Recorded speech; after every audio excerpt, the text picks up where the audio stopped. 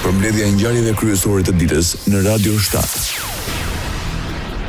Edhe pse propozim ligji për përfaqësim të drejtë dhe adekuat në Republikën e Maqedonisë së Veriut nuk parashih masa ndëshkuese zëvendës kryeministri Bekim Sali, premton respektim të tij. Sipas numrit 2 të ekzekutivit, garantues për zbatim është qeveria. Garantues për këtë jemi ne, domethënë se ligji do të respektohet dhe përfaqësimi i drejtë dhe adekuat do të implementohet në sistemin administrativ të këtij shteti.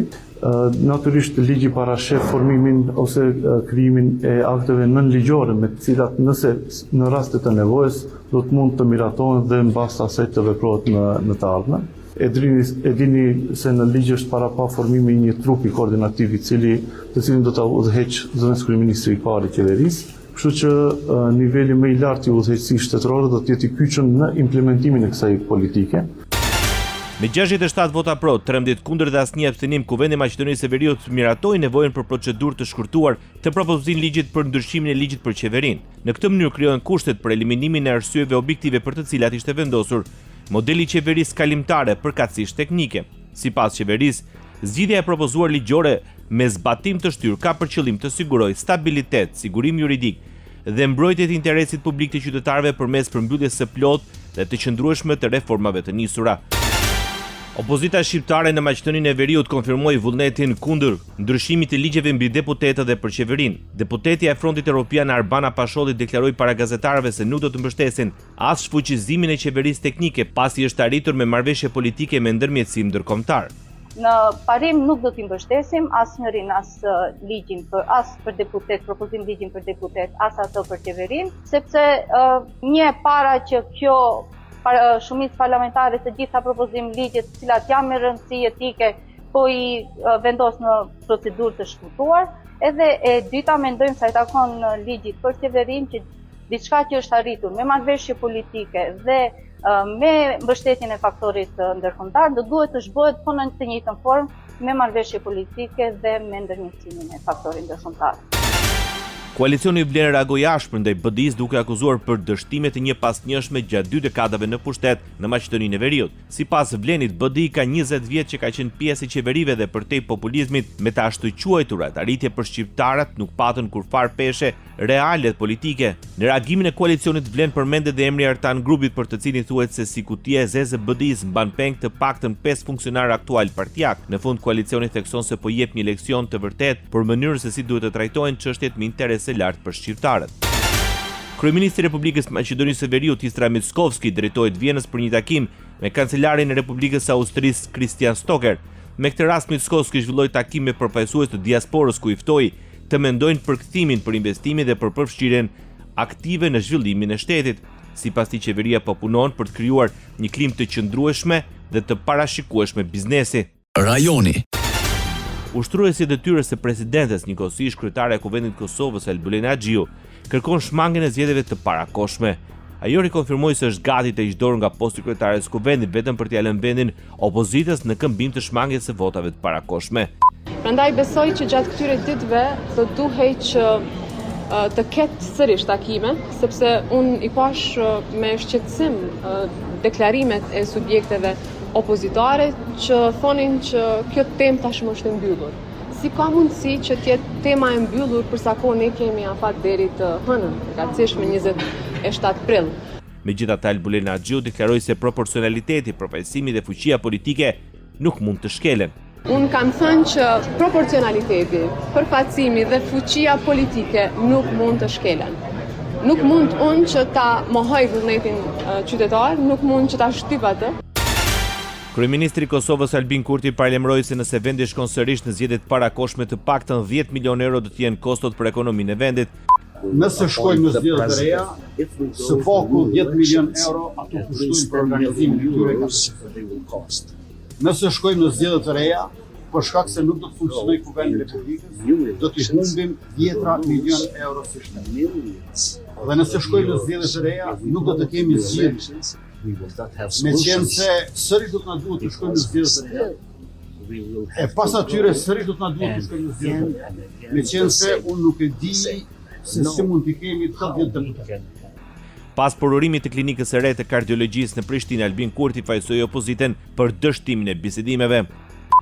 Mazhoronca i ka 66 deputet. 66 deputet. Partisë që ka 15 deputet. I kam ofruar të bëhet kryetari i tyre zëvendësi që i bie në mungesë timen ai t'ju heq mbledhjen dhe 4 ministri. Pra, lidhjes demokratike të Kosovës, unë i kam ofruar 2 pesh më shumë se partia Kuzo. Kosova vendos uljen e çmimeve të karburanteve në vend, bazuar në vendimin e Ministrisë së Industrisë, Ndërmarrësisë, Tregtisë dhe Inovacionit. Nafta do të tregtohet me 1.65 euro për litër, benzina 1.39 dhe gazi 0.88 euro për litër. Çmimet kanë hyrë në fuqi nga ora 10 e mërkurës dhe janë të detyrueshme për zbatim nga të gjithë operatorët ekonomikë që tregtojnë derivate në vend. Njëkohë që Kosova ul çmimet e hidrokarbureve në Shqipëri, çmimet e naftës po rriten. Bordi i Transparencës rriti me 5 lekë çmimin e naftës. Duke nisur nga ora 12:30 nafta shitet me 202 lekë për litër, ndërsa benzina rritet me 4 lekë do të shitet me 176 lekë për litër.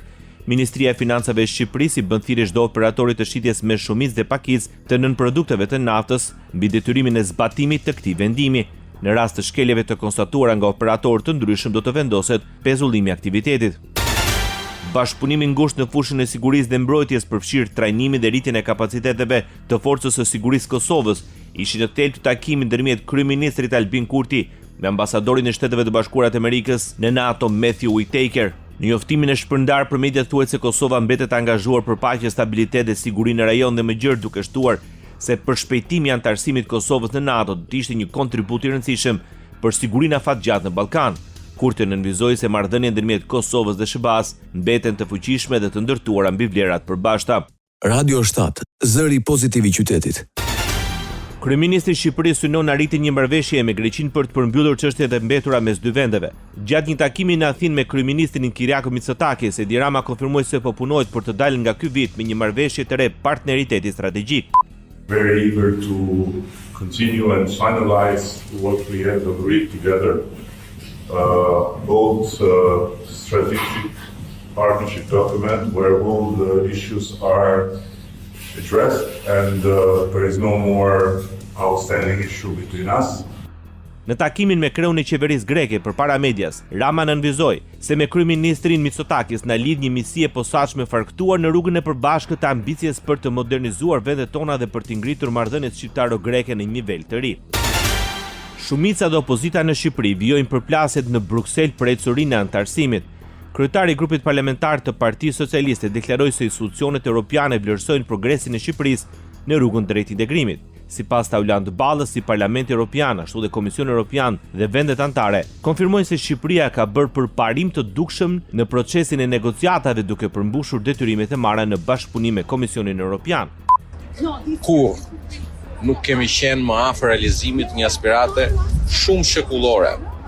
Dhe nga ana tjetër, në vjen mirë që shoh këtu në Bruksel një atmosferë të përgjithshme shumë pozitive në këtë drejtim. Jemi shumë afër, madje nuk kemi qenë asnjëherë më afër se kaq, dhe do të bëjmë gjithçka të përmbushim detyrimet tona të Shqipërisë son, siç i kemi dakordsuar të gjitha afatet me Komisionin Evropian. Sipas Ballës, përpjekjet për të penguar procesin negociatave nuk do të kenë sukses. Plani i përbashkët do të realizohet një për një plotësisht. Shpresat apo mallkimet atyre që duan e shpresojnë bllokimin e kësaj aspirate, bllokimin e negociatave si kurton ata, nuk do të funksionojë kurrë. Deputetja e Partisë Demokratike dhe njëkohësisht zëvendëskryetare grave në Partitë Popullore Europiane Albana Vokshi shpreh shqetësimin për atë që e cilëson si regres në funksionimin e demokracisë pas përfundimit të procesit të monitorimit ndërkombëtar. Ajo referohet vlerësimeve të VDM Institutit sipas të cilave Shqipëria klasifikohet si autokraci elektorale. Sipas deputetës demokrate, disa prej çështjeve kryesore që konfirmojnë vëmendje përfshin përqendrimin e pushtetit, funksionimin e proceseve zgjedhore, rolin e kontrollit parlamentar, si dhe nivelin e korrupsionit dhe mekanizmat e llogaridhënies institucionale. Ajo kërkon nga Komiteti i Ministrave një vlerësim mbi përmbushjen e detyrimeve të Shqipërisë si vend antar dhe pyet nëse po shqyrtohen mekanizma shtesë monitorimi përfshirë mundësinë e rikthimit në një proces të plot mbikëqyrje. Kryetari i grupit parlamentar të Partisë Demokratike Gazmend Bardhi dhe deputetja e PD-s Jori Të Baku janë drejtuar Italisë në një përpjekje në Senat për të bindur senatorët se procesi i integrimit duhet të jetë i bazuar në merit dhe në përmbushjen reale të standardeve europiane. Gjatë takimit me Giulio Maria Terzi di Santa Agata, bardhët e tabakut vlerësuan se mazhoranca ka zhbërë shtyllat kryesore mbi të cilat funksionon një shtet demokratik duke cënuar zgjedhjet e lira dhe të ndershme, dhe duke u bërë mburojë e krimit të organizuar dhe korrupsionit. Presidentja e Parlamentit Evropian, Roberta Metsola, konfirmon se Shqipëria dhe Malezia janë aktualisht në krye të procesit të integrimit. Gjatë një debati për zgjerimi gjatë kësaj jave, Metsola nënvizoi se fillimi i verës do të kërkojë shumë më tepër hapa për të ndërmarrë, ndërsa nuk munguan kritika ndaj ritmit të vendimmarrjes brenda Bashkimit Evropian. Ajo pranon vështirësitë për faktin që prej vitit 2013 në Bashkimin Evropian nuk ka hyrë asnjë vend i ri dhe fajsoi Unionin për zvarritje të procesit. Duke marrë si shembull faktin që liderët e Bashkimit Evropian takohen çdo 6 muaj, premtojnë hapa, por realisht nuk bëjnë progres, Metsola thotë se i vjen turp për këtë. U deshën 11 vite që të vendosnim të lejonin Bullgarinë dhe Rumaninë të bashkoheshin në zonën Schengen, 11 vite pasi Komisioni kishte vendosur se ato ishin gati, deklaroi presidenti e Parlamentit Evropian. Diplomacia shqiptare është në kërkim të profesionistëve. Ministri për Ropën dhe Punët e Jashtme Ferit Hoxha bëri një thirrje të drejtë për profesionistët shqiptar. Sipas kryediplomatit, kush e ndjen veten gati duhet të aplikojë për të bërë pjesë e skuadrës diplomatike në Bruksel. Përmes një postimi në rrjetin social X, Hoxha fton të interesuarit që të ndjekin procedurat dhe të aplikojnë për të përfshirë në misionin e Shqipërisë pranë Bashkimit Evropian në kuadër të objektivit ambicioz Shqipëria 2030. Ai thekson se procesi i integrimit evropian ka hyrë në një fazë të avancuar dhe kërkon njerëz me formim të fortë akademik, përvojë profesionale dhe aftësi reale për të përfaqësuar Shqipërinë me dinjitet. Aplikimet janë të hapura dhe të interesuarit mund të ndjekin udhëzimet pranë njoftimit zyrtar të publikuar nga Ministria e Punëve të Jashtme. Bota. Presidenti i Shteteve të Bashkuara të Amerikës Donald Trump konfirmon zgjatjen e armëpushimit me Iranin deri në një fat të pacaktuar, një vendim që ka ngjallur reagime të menjëhershme nga zyrtarët në Teheran. Sipas Mahdi Mohammadi, këshilltari i kryetarit të parlamentit iranian, ky veprim përbën një strategji për të blerë kohë përpara një sulmi të ri surprizë të mundshëm ndaj Iranit. Burime nga udhëheqja politike iraniane i thanë agjencisë Reuters se negociatorët e Teheranit janë të gatshëm të marrin pjesë në bisedime me Washingtonin, por vetëm nëse SBA heq dorë nga politika e presionit dhe kërcënimeve dhe ndalon kërkesat për dorëzim pa kushte. Situata është përshkallëzuar më tej pas kapjes së 2 anijeve tregtare nga forcat amerikane, një veprim që Irani ka dënuar ashpër duke cilësuar piraterinë në det dhe terrorizëm shtetëror. Bashkimi Evropian kufizon pagesat me para në dorë. Nga 10 korikut 2027 do të vendoset një rregull i ri në të gjitha vendet anëtare ku do të lejohen pagesat deri në 10.000 euro. Rregulloria e re do të ketë ndikim të drejtë për drejtë në blerjen e automjeteve pasi një pjesë e madhe e transaksioneve, veçanërisht për automjetet e përdorura, deri tani shpesh janë kryer me para në dorë. Sipas rregullave të reja, të gjitha pagesat mbi 10.000 euro do të duhet të realizohen përmes transaksioneve bankare, kreditit ose mënyrave të tjera pa para në dorë. Nuk lejohet as shmangja e kufizimit duke ndarë shumën në disa pagesa më të vogla. Kufizimi nuk do të vlejë për transaksionet mes personave privat me kusht që të mos bëhet fjalë për aktivitet të fshehur biznesi.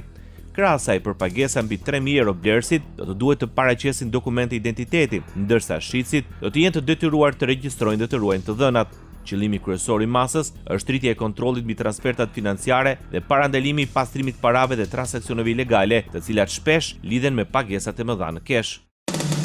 Ndoqët edicionin informativ të lajmeve në Radio 7, zëri pozitiv i qytetit.